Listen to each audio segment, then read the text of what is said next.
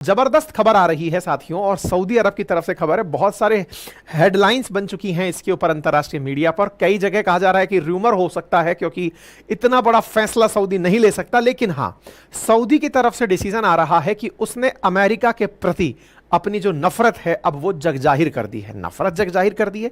Sir, Saudi और America तो कभी मित्र हुआ करते थे, लेकिन हाल ही में अमेरिका के डॉलर को सऊदी ने बहुत जबरदस्त किक मारी है। इसको एक लाइन में मैं ये कहूं कि पेट्रो डॉलर एग्रीमेंट इन्होंने रद्द कर दिया है। पेट्रो डॉलर एग्रीमेंट क्या था, ये आपको जब आप कंप्लीट सुनेंगे सेशन को तो समझ में आ जाएगा कि ये अमेरिका के लिए कितनी इंसल्टिंग घटना हुई है। लेकिन हां, इस पूरी घटना को विस्तार से सुनने के लिए आपको जियोपॉलिटिक्स का ज्ञान होना आवश्यक है। साथ ही साथ आपको यह पता होना चाहिए कि कभी भी अंतरराष्ट्रीय संबंधों में कोई परमानेंट मित्र नहीं होता और कोई परमानेंट शत्रु नहीं होता। आज की इस पूरी कहानी का सार अंत में आपको यही लगेगा। फिलहाल हेडलाइन पर गौर करिए। Saudi Arabia and 80-year petro dollar deal with US for multi currency sales. Headlines देखिए, सऊदी अरेबिया ने पेट्रो डॉलर डील को कैंसिल कर दिया है अमेरिका के साथ। यह दुनिया भर के अखबारों में खबर बनी हुई है। तो आपके दिमाग में एक सवाल बनने लगेगा कि यह शब्द है पेट्रो डॉलर। पेट्रो डॉलर का मतलब कोई डॉलर का दूसरा प्रकार है क्या ये, जिसको कि इन्होंने कैंसिल कर दिया है? जी नहीं। पेट्रो डॉलर का शाब्दिक अर्थ है कि अगर आप पेट्रोलियम पदार्थ खरीदेंगे तो उसका पेमेंट केवल डॉलर में करेंगे। फिर से सुन लीजिए और इस बात का महत्व समझ लीजिए। आज का सेशन बहुत मायने रखता है और यहां पर महत्व रखते हुए ये पूरा की पूरा जो पिक्चर आपको मेरे साथ स्क्रीन पर लग रहा हुआ दिख रहा है, इसका बहुत बड़ा मायना है। मैं फिर से बोल रहा हूं, यहां पर सऊदी के जो किंग आपको बिन सलमान दिख रहे हैं, प्रिंस बिन सलमान दिख रहे हैं, इनके पीछे पीठ करके खड़ा होना और इनके साथ हाथ मिलाना और डॉलर का खत्म हो जाना, यह कहानी को समझाने के लिए आज पेट्रो डॉलर समझना पड़ेगा। पेट्रो डॉलर यानी कि पेट्रोलियम गुड्स का पेमेंट डॉलर में करना, पेट्रो डॉलर। ठीक है, अब डॉलर में करना, इसका अर्थ यह समझिए कि इंडिया वाले तेल खरीद रहे हैं सऊदी से।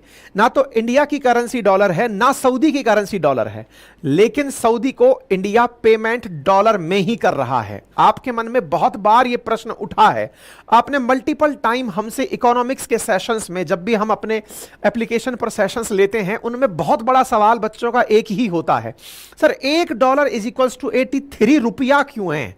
कौन ये डिसाइड करता है कि डॉलर के मुकाबले रुपया इतना गिरा रहेगा? कैसे ये पता चलता है कि डॉलर में ही सामान खरीदना है? क्यों हमारी जीडीपी को डॉलर में बताया जाता है? क्यों हमारे फॉरेन रिजर्व को डॉलर में बताया जाता है? क्यों दुनिया में डॉलर क्राइसिस होते ही देश खाली हो जाते हैं? क्यों पाकिस्तान के अंदर इस तरह का हालात क्रिएट हुआ कि डॉलर खत्म तो पेमेंट क्राइसिस पैदा हो गया? क्यों 1991 के अंदर भारत के साथ ऐसा हुआ कि उसके डॉलर फॉरेन रिजर्व खत्म हुआ, तुरंत हम लोगों का हाल बेहाल हो गया और हमें गोल्ड गिरवी रखना पड़ा? After all dollar dollar dollar क्या है? अरे साहब, डॉलर के पीछे अमेरिका की कूटनीति है। उसने दुनिया भर के उन देशों से ऐसे एग्रीमेंट किए हुए थे कि आप लोग अगर दुनिया में पैसे वाले बने रहना चाहते हो तो पेमेंट डॉलर में ही लो। आप विचार करके देखिए कि अमेरिका ने सऊदी को यह समझा रखा था कि आप लोग अपना पैसा अगर किसी से पेमेंट वसूली करें तो केवल डॉलर में करें। अब यह क्या कहानी है, आज के सेशन में विस्तार से हमें आपको बतानी है। यह है पेट्रो डॉलर एग्रीमेंट, जिसकी सुर्खियां बन रही हैं कि 9 जून को रिन्यू होने वाला पेट्रो डॉलर एग्रीमेंट सऊदी ने इस बार रिन्यू नहीं किया है। और रिन्यू नहीं किया है यह उस समय हो रहा है जिस समय दुनिया के देश G7 के अंदर वर्तमान में इटली में मिल रहे हैं। अच्छा, मैं आपको कुछ याद दिलाता हूं। आपको मैंने 2 दिन पहले अंकित इंस्पायर इंडिया पर एक सेशन में बताया था कि G7 बना क्यों था। अगर आपको याद है तो बेहतर है, नहीं याद है तो मैं आपको रिन्यू करा देता हूं, रिवाइज करा देता हूं। अच्छा, आपको पता है G7 का गठन क्यों हुआ था? ग्रुप ऑफ 7 नेशंस क्यों बने थे? कारण क्या था कि इजराइल और गल्फ कंट्रीज के बीच में 1973 में युद्ध हुआ था। इसको क्यों सुनना है, इसके साथ ये कहानी जुड़ी हुई है। 1973 में इजराइल और गल्फ नेशंस के बीच में युद्ध हुआ। इजिप्ट और सीरिया ने मिलकर के इजराइल पर हमला बोल दिया। इजराइल पहली बार नहीं है कि इजराइल हमास आप देख रहे हैं, इजराइल मल्टीपल टाइम इन लोगों से लड़ाई लड़ चुका है। लेकिन 1973 का ये जो वॉर था ये बहुत बड़ा था। गल्फ के अधिकांश देश यानी पर्शियन खाड़ी के आसपास के जो बड़े देश हैं, चाहे सऊदी हो, चाहे ईरान हो, चाहे यूएई हो, जो बड़े देश गल्फ में कंट्रोल करते हैं, इन सब का सिंपैथी जो था ना वो फिलिस्तीन के साथ था, जैसे हमेशा होता है, और इजराइल के खिलाफ था। 1973 में इजराइल के खिलाफ ये सब एक हो गए और युद्ध करने का धावा बोल दिया साहब। अब इस धावे के साथ हुआ ये कि इजराइल ने अपने आप को इतना मजबूती से रखा कि उसने इन देशों के बहुत सारे क्षेत्रों पर कब्जे कर लिए। इधर की तरफ इजिप्ट का सिनाई पेनिनसुला, उधर भी सीरिया की गोलन हाइट्स वगैरह, इन सब क्षेत्रों के ऊपर जॉर्डन, इनके बहुत सारे क्षेत्रों पर इजराइल कब्जा कर लेगा। इजराइल के पास इतनी क्षमताएं कहां से आई? तो निकल कर आया कि इनके पीछे कोई जिम्मेदार था, रिचर्ड निक्सन, अमेरिका के राष्ट्रपति। अमेरिका क्या कर रहा था? इजराइल को फंडिंग दे रहा था। किस बात की? कि तुम युद्ध करो, पैसे की चिंता मत करो, तुम हमारा नाम ऊंचा करोगे, तुम हमारी क्लास के वो टॉपर विद्यार्थी हो जिसका रैंक 1 होना जरूरी है, और तुमको जो सुविधाएं चाहिए बताओ, हम तुम्हारे साथ हैं, जैसा अमेरिका आज भी कर रहा है। अमेरिका ने लगभग उस दौर में 18,000 करोड़ डॉलर इतना धन इजराइल की सहायता के लिए दिया। इजराइल की सहायता को मिले इस धन से ऑयल पैदा करने वाले देश नाराज हो गए। अब यहीं से कहानी इंटरेस्टिंग क्रिएट होती है। ऑयल पैदा करने वाले देश कौन पैदा करता है साहब? Oil. OPEC countries. OPEC countries बोले तो organization of petroleum exporting countries. अब ये क्या है? ये सऊदी के नेतृत्व में ऐसे देशों का समूह है जो दुनिया में तेल पैदा करता है। दुनिया में 2 ही प्रकार के देश तेल पैदा करते हैं, आइदर ओपेक और ओपेक प्लस। ओपेक वो है जो कि organization of petroleum exporting countries में आते हैं, जिसमें सऊदी उनका राजा है, मतलब कि लीडर है, सबसे ज्यादा तेल पैदा करता है। दूसरी तरफ ओपेक प्लस का राजा रशिया है, यानी जो ओपेक में नहीं वो ओपेक प्लस में है, और रशिया उनकी लीडरशिप करता है। ठीक है, अब ओपेक की कहानी सुनो। अब इन देशों ने कहा कि भाई साहब अमेरिका वालों, तुम हमारे ऊपर हमले का आदेश इजराइल को देते हो, पैसा देते हो कि जाओ तुम हमला करो, बेटा तुम्हारे ऊपर जब हम हमला करेंगे ना तुम संभाल नहीं पाओगे। कैसा हमला? भाई इन लोगों ने ऑयल एम्बार्गो लगा दिया। ऑयल एम्बार्गो क्या होता है? सऊदी के नेतृत्व में जो देश थे, जो ऑयल पैदा करने वाले देश थे, इनने कहा कि इन पैसे वालों की कमर कैसे तोड़नी है ये हमें आता है। बोले कैसे तोड़नी है? बोले अपन लोग ना ऑयल का प्रोडक्शन घटा देते हैं। ऑयल का प्रोडक्शन घट जाएगा तो इन लोगों के पास तेल पहुंचेगा नहीं, तेल नहीं पहुंचेगा तो तेल की कीमतें बढ़ने लगेंगी, तेल की कीमतें बढ़ने लगेंगी तो महंगाई बढ़ने लगेगी, और ये डेवलप्ड इकोनॉमीज महंगाई सरेंडर कर देती हैं, क्योंकि इनके यहां महंगाई बड़ी 2% 3% के आसपास ही चलती है। ज्यादा हो गई तो कंट्री फेल मार जाती है, दुनिया प्रोटेस्ट करने सड़क पर आ जाती है। चलो साहब कोई बात नहीं। सऊदी ने आदेश दिया अपने साथ वालों को कि भाई सब लोग तैयार हो जाओ, अपन लोगों को तेल पैदा करने पर रोक लगानी है। तेल पैदा करने पर रोक लगाने का मतलब यह समझो कि इन्होंने तेल प्रोडक्शन पर रोक लगाई, जिससे कि तेल की कीमतों में 300% तक इजाफा हो गया। यानी कि मान लो 60 रुपए डॉलर मिलने वाला तेल अब 180 पहुंच गया। अमेरिका और उसके साथ विकसित राष्ट्रों की हालत खराब हो गई। 1973 का जो ये वॉर था दुनिया में कितनी महंगाई लेकर आया, इसका अंदाजा आप ये लगाओ कि ये सारे बड़े देश, अमेरिका, कनाडा, फ्रांस और यूके, इटली, जर्मनी, जापान, ये सब भगे। और भाई बचाओ, त्राहिमाम त्राहिमाम हो गया, तेल नहीं मिल रहा है, क्या करें? तो अमेरिका ने तत्काल प्रभाव से इन सबको इकट्ठा किया और एक संगठन बनाया जिसका नाम बना G7। हालांकि पहले G6 बना था, बाद में कनाडा शामिल हुआ, लेकिन G6 एक प्रकार से G6 + 7 को आप 7 ही समझ के चलिए, +1 को 7 ही समझ के चलिए। तो G7 कंट्रीज बनी, जिसका उद्देश्य केवल महंगाई से लड़ना था कि कैसे ना कैसे करके ओपेक वालों ने जो तेल उत्पादन बंद किया है ना उसको रोकना है और उसके खिलाफ एक होना है। बोले इसके खिलाफ एक होकर करेंगे क्या? तो ये जो G7 की मीटिंग चल रही है ना अभी, अगर आपने नोटिस किया हो तो 13 से लेकर 15 जून के बीच में इटली के अंदर पुगलिया में जहां बैठक चल रही है, जहां हमारे मोदी जी भी जाके आए हैं अभी, ये वाली जगह पर जो बैठक चल रही है, असल मायने में G7 हर बार याद दिलाता है कि कैसे ओपेक कंट्रीज ने हमें गिराने की कोशिश की थी और हम एक होकर के उससे बच गए थे। तो उस याद को ताजा करते हैं ये, और याद जब जब ताजा होती है सऊदी अरब के घाव हरे हो जाते हैं। वो कहता है अच्छा बेटा, मतलब तुम ये जश्न मना रहे हो कि सऊदी अरब को हमने मजा चखाया था, अभी तो मजा चखाना बाकी है। लेकिन हुआ क्या? अब सुनो साहब, स्थितियां बदलती हैं।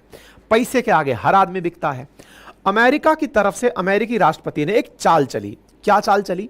अमेरिकी राष्ट्रपति जो है ना, वो सऊदी अरब की यात्रा की तरफ भिजवा दिए अपने लोगों को कि देखो अपन इजराइल को पैसा दिए हैं जिससे सारा संकट हुआ है, अब जाओ सऊदी के पास और जाकर उससे कहो कि तुम क्या पड़े हो इस चक्कर में, तुमको पैसा चाहिए और पैसे से पावर चाहिए, मैं तुम्हें गारंटी देता हूं कि इजराइल तुम पर हमला नहीं करेगा। और बोलो, सऊदी को यह डर था कि अमेरिका इजराइल को इतना वेपन दे देगा कि वो तो एक दिन सऊदी पर कब्जा कर लेगा। हर देश को लगता है ना, क्योंकि इजराइल तो सुपड़ा साफ करता आ रहा था सबका, धड़ाधड़ धड़ाधड़। अमेरिका बैकडोर से सऊदी से बात कर लिया, तुम चिंता मत करो, मैं तुम्हारे साथ हूं, तुम्हारे ऊपर हमला नहीं होने दूंगा इजराइल का। और बोलो, सऊदी ने कहा कि यार बात तो सही है, अगर आप मुझ पर हमला नहीं होने देंगे इसका मतलब आप मेरे हिमायती हैं, मेरे लिए भला सोचते हैं। बोले और नहीं तो क्या, और तुमको एक चीज दूं, तुम कह रहे हो कि मैंने इजराइल को पैसा दिया है, अरे उसको तो पैसा दिया है, तुमको तो मैं डॉलर्स की खान लगा देता हूं, बोलो क्या चाहिए तुम्हें। बोले सर कैसे करोगे। बोले अभी जो तुम तेल बेचते हो इसका पेमेंट कैसे लेते हो। बोले सर किसी से गोल्ड में लेते हैं, किसी से गुड्स में लेते हैं, बार्टर सिस्टम चल रहा है सर फिलहाल, तो बाकी जो जिसमें दे दे। बोले हटाओ सब चीजें, तुम्हें यह तो पता है कि ब्रेटन वुड शिखर सम्मेलन के बाद से हम लोगों ने यह तय कर दिया है कि दुनिया भर के देश डॉलर में पेमेंट लेंगे, तय कर दिया है, डॉलर को यूनिवर्सल करेंसी घोषित कर दिया, dollar is equals to gold है, मानते हो इस बात को। बोले हाँ सर। तो बोले dollar is equals to gold है तो क्यों ना तुम ऐसा करो कि दुनिया का कोई भी देश अब तुमको पेमेंट करे तो डॉलर में करे, और हम तुम्हारे साथ खड़े हैं, अगर कोई पेमेंट ना करे तो उससे पैसे हम दिलवाएंगे। बोलो और क्या चाहिए। नेकी और पूछ पूछ, सऊदी की बल्ले बल्ले हो गई। एक तरफ से तो सिक्योरिटी मिल गई, देखो अमेरिका की ये बहुत अच्छी आदत है, पहले पीटता है और फिर पुचकारता है, और पुचकारता है तो सामने वाले को लगता है कि हमारी भलाई के लिए पीटा था। जैसे पापा जी पीटते हैं ना आपको कभी, तो पापा जी का पीटना एंड में क्या लगता है, पापा जी पीटे तो हमारे भले के लिए ही थे। तो अमेरिका को ऐसे ही अंकल पापा थोड़ी कहते हैं साहब। ये क्या, जैसे जापान का उदाहरण देख लो आप, जापान को भी ऐसे ही पीटा था ये सेकेंड वर्ल्ड वॉर में, उस पर बम गिराया, लाखों लोग मार दिया, लाखों लोग मारकर जापान से कहता है देखो मारे थे हम तुमको क्योंकि तुम बदतमीजी कर रहे थे, लेकिन अब तुम्हें गारंटी दे रहे हैं तुम पर और कोई अब हमला नहीं करेगा। अरे तो भाई तुम गुंडई कर रहे हो, सबसे बड़े गुंडे हो, तुम आकर इसकी पिटाई बना दिए, पिटाई बनाकर कह रहे हो और कोई हमला नहीं करेगा। अब तुम आ गए वो कम है क्या। अब जापान पर तब से लेकर लाखों पुलिस, लाखों की जो सेना है ना अमेरिका की, वो जापान में ही रहती है पूरे टाइम, जापान कुछ सोच ही नहीं पाता, तो वो कहता है अब तरक्की कर लेंगे हम, इससे अच्छा तो यही है। अमेरिका सपने यही दिखाता है कि चिंता मत करो हम तुम्हारे साथ। सऊदी के साथ भी यही हुआ, एक तरफ से तो थपड़ाया गया उसको क्योंकि इजराइल मारता हुआ ला रहा था, अरब कंट्रीज को हरा दिया, इधर की तरफ से सऊदी से कहा चिंता मत करो पूरा पेमेंट डॉलर में कराएंगे। सऊदी ने कहा यार ये तो बहुत अच्छा एग्रीमेंट है यार, कोई बात नहीं।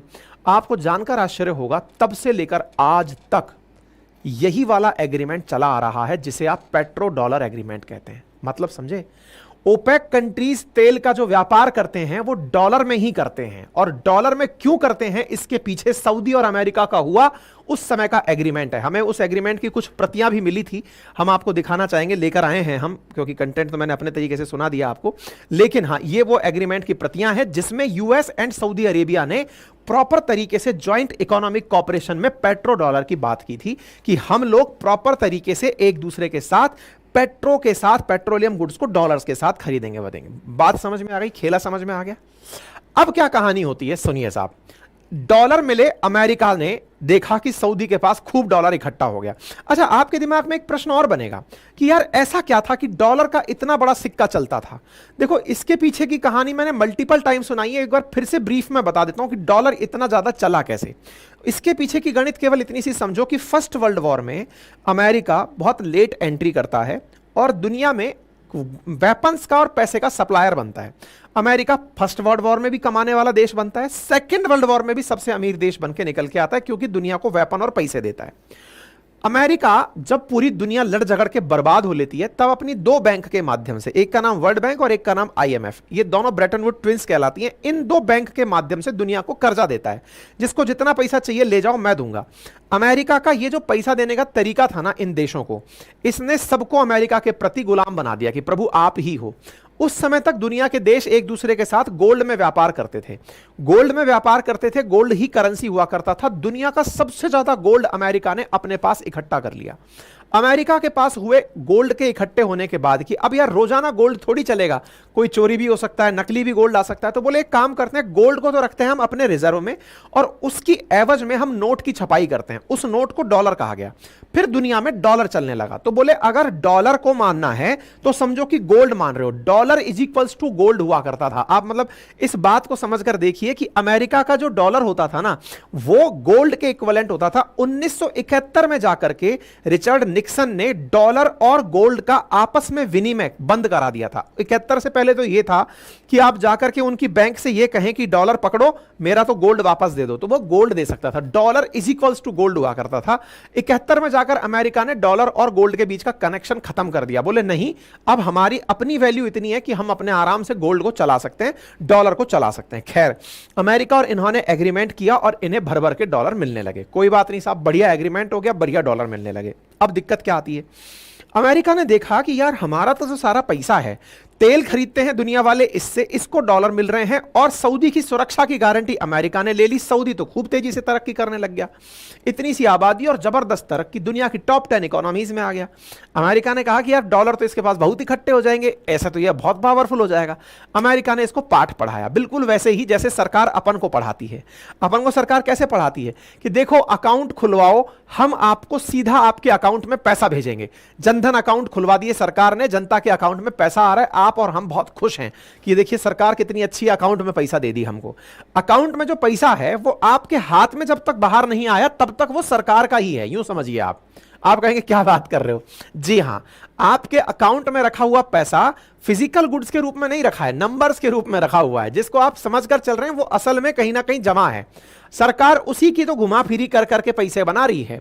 किसी को लोन देना हो, किसी को कर्जा देना हो, किसी कंपनी का डेट मिटाना हो, कंपनीज को सरकारी तरीके से बैंक के माध्यम से चलाया ही इसलिए जाता है। बैंकिंग सिस्टम किसी भी इकोनॉमी की सबसे बड़ी नींव बनी ही इसलिए है कि पैसा मार्केट में ना रहकर सरकार की बैंक में रहे, और बैंक का पैसा सरकार अपना मानती है, उसी को वो कर्जे पे दे दे करके लोगों के काम कराती है। चलिए खैर, इस बात पर कभी और आएंगे।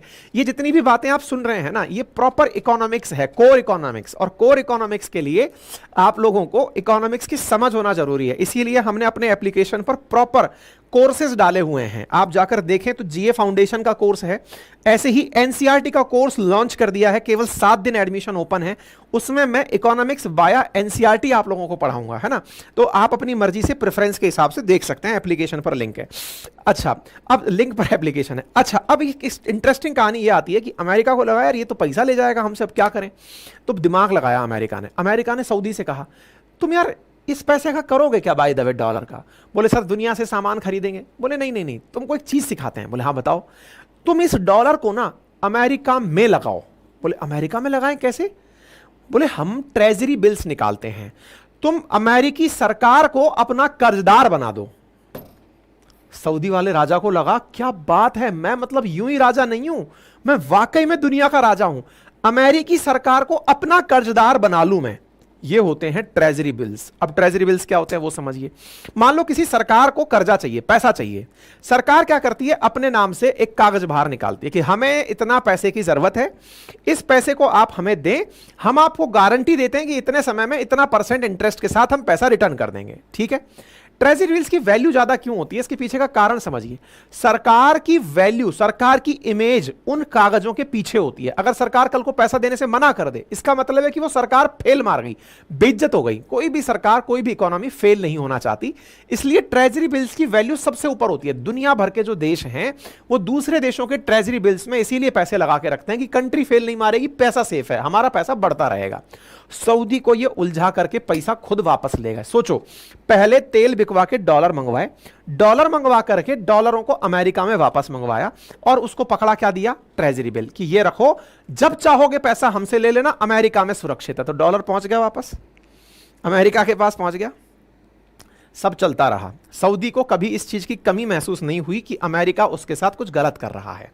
लेकिन समय किसका कब रहा है, दुनिया के और देश भी धीरे धीरे तेज बढ़ने लगे। निकल कर आने लगा चाइना।